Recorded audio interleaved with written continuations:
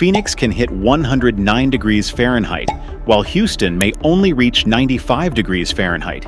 Yet under certain conditions, the heat in Houston can actually feel more brutal. The difference comes down to humidity, and what makes it interesting is that the extreme humidity across the eastern United States doesn't simply appear out of nowhere.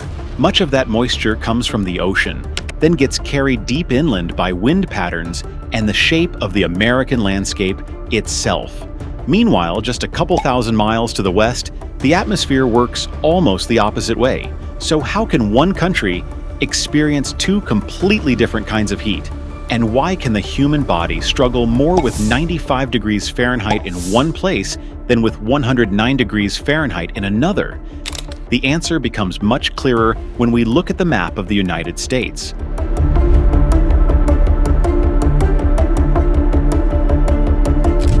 The high humidity across the eastern United States comes from more than one source. To the south lies the Gulf of Mexico, while the Atlantic Ocean stretches along the eastern coast. During summer, these warm bodies of water constantly release huge amounts of moisture into the atmosphere. That moisture is then carried inland across the United States. One system that plays an important role is the Bermuda High, a large area of high atmospheric pressure that often develops over the Atlantic. Its circulation helps push warm, humid air into the southeastern United States before carrying that moisture farther inland. Moisture from around the Gulf of Mexico can also surge northward through a fast-moving current of air in the lower atmosphere known as the Great Plains low-level jet. This flow often becomes stronger at night, allowing humid southern air to reach the Mississippi Valley, the Midwest, and sometimes areas even farther north. The geography of the United States makes that journey easier. Across the central part of the country, there is no major east-to-west mountain range blocking air coming up from the south. That allows humid air from around the Gulf of Mexico to travel relatively freely deep into the continent. And along the way, the air can pick up even more moisture. Forests, wet soils, and farmland all release water into the atmosphere through evaporation and plant transpiration. The result is summer air that can feel extremely humid across large parts of the eastern United States. This is where the difference between 95 degrees Fahrenheit in Houston and 109 degrees Fahrenheit in Phoenix starts to matter to the human body. Our bodies cool themselves by sweating, but sweat only works effectively when the water on our skin can evaporate. In dry air, that happens much more easily. Heat from the skin is used to turn sweat into water vapor, allowing the body to shed some of its excess heat. But when the air is already loaded with moisture, evaporation becomes much harder. You still sweat, but more of that sweat stays on your skin instead of evaporating. As a result, your body has to work harder to cool itself down. That's why air temperature alone doesn't tell us how stressful the heat actually feels. Temperature combined with humidity is what gives us the heat index, or what the temperature feels like to the human body. But humidity only explains why the eastern United States can feel so muggy. To understand why the contrast becomes so extreme, we need to look at what happens on the other side of the country. Because a couple thousand miles to the west, atmospheric circulation and geography combine to create some of the driest landscapes in the United States.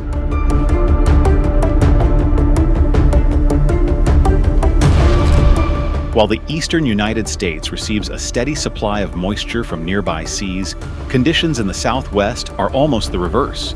One major reason is a global atmospheric circulation pattern called the Hadley cell.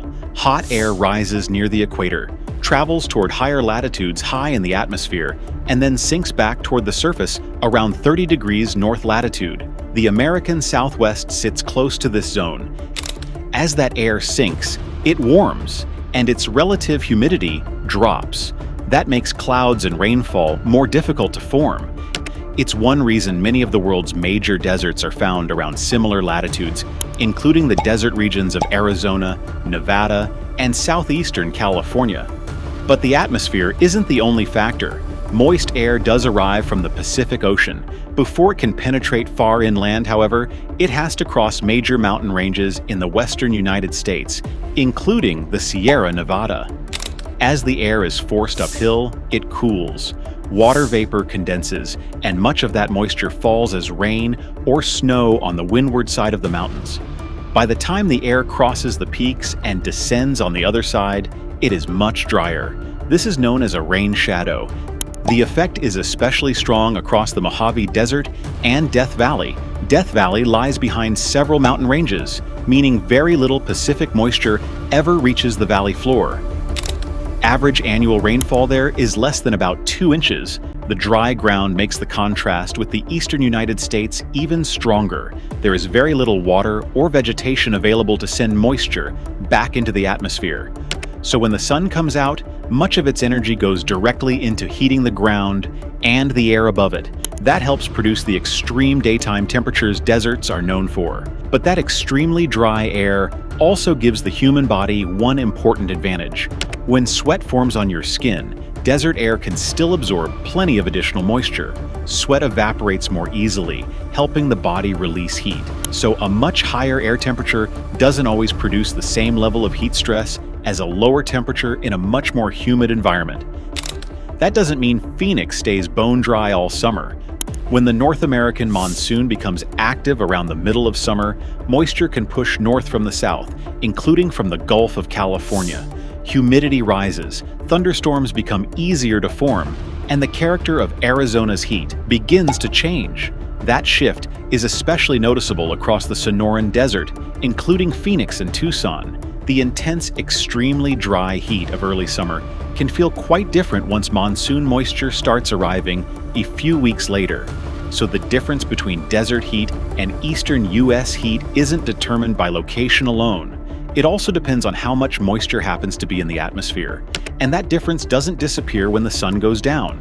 Once night arrives, humidity again plays a major role in determining how quickly the heat built up during the day can escape.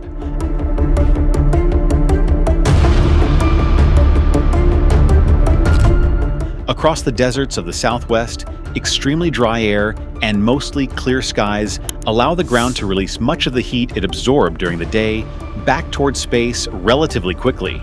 That rapid heat loss can create a major difference between daytime and nighttime temperatures in desert environments. Even so, large cities such as Phoenix and places like the floor of Death Valley can still experience brutally hot nights during extreme heat waves. Across much of the eastern United States, nighttime cooling can happen more slowly because the atmosphere contains far more moisture. Water vapor helps retain some of the heat being released from the surface, making it harder for temperatures to fall as quickly after sunset. High atmospheric moisture is also reflected in high dew points, one of the measurements meteorologists use to describe how humid the air actually is. So even hours after the sun has disappeared, overnight temperatures in eastern cities can remain high, leaving the air feeling almost as muggy as it did during the day. Conditions can become even worse in large cities. Roads, rooftops, concrete, and buildings absorb heat throughout the day and release it again at night. According to the U.S. Environmental Protection Agency, urban areas in the United States can be roughly 1 to 5 degrees Fahrenheit warmer during the day and around 2 to 5 degrees Fahrenheit warmer at night than surrounding areas. That leaves city residents with less time to cool down and recover before another hot day begins. One striking example came during the summer of 1901. That July, Louisville experienced 27 days with temperatures of at least 90 degrees Fahrenheit. 8 of those days reached 100 degrees Fahrenheit or higher. On July 24th, the temperature climbed to roughly 107 degrees Fahrenheit, while the following night only dropped to around 83 degrees Fahrenheit. The National Weather Service records more than 9,500 heat-related deaths nationwide during the 1901 heat wave, including 724 in New York City. The disaster helps explain why the highest daytime temperature alone cannot describe the full danger of a heat wave. When temperatures remain high through the night and continue for days at a time, the human body gets less time to recover before facing the heat again. And when that cycle keeps repeating, nighttime stops feeling like an escape from the heat at all.